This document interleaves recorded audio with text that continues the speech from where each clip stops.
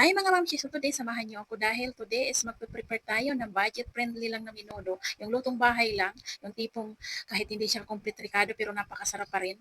At ayan, hiwa-hiwain ko lang pala yung patatas, ang maliliit, yung tama lang yung size para hindi na mahirapan yung aking anak. Siyempre yan din ay pahabaon ko sa kanya for today dahil may pasok na naman tayo ulit. Hindi na naman pwedeng walang baon siya. Importante yan dahil siyempre para habang nakikinig ay busog ang aking anak Permi. O ayan, isusunod ko na pala yung ating patatas. Hiwa-hiwain ko lang din ng same size sa patatas yan. Kaya, so ayan, hiwa-hiwain lang naman natin ng same size yung ating carrots dahil para pantay lang din sila ng patatas. Siyempre, dapat parehas ang hitsura para makakain yung aking anak ng carrots dahil ayaw niya yung pagluto. Gusto niya hilaw, yung binalatan lang talaga kumakain siya niyan. Pero yung lulutuin ayaw niya. So ang ginawa ko para hindi masyadong mahirapan siya, mapili niya talaga ng totally, magkakaparehas lang ng size, pati karne. So ayan lang yung karne namin dahil dalawa lang din naman kami magnanay at isusunod ko ng hiwa-hiwain yung ating hotdog.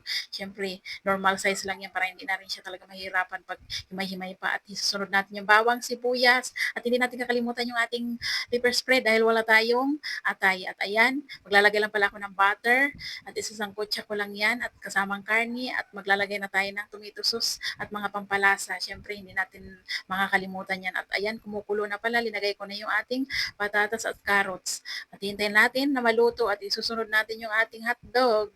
At ayan, luto na. Of course, ano pang hihintayin? Kundi preparehan natin ang pagkain ng ating anak para may laman ang kanyang, tiyan. Siyempre, pakakainin muna natin. Kaya, of course, ipe-prepare ko na lahat. At hanggang dito na lang. Thank you for watching. Bye!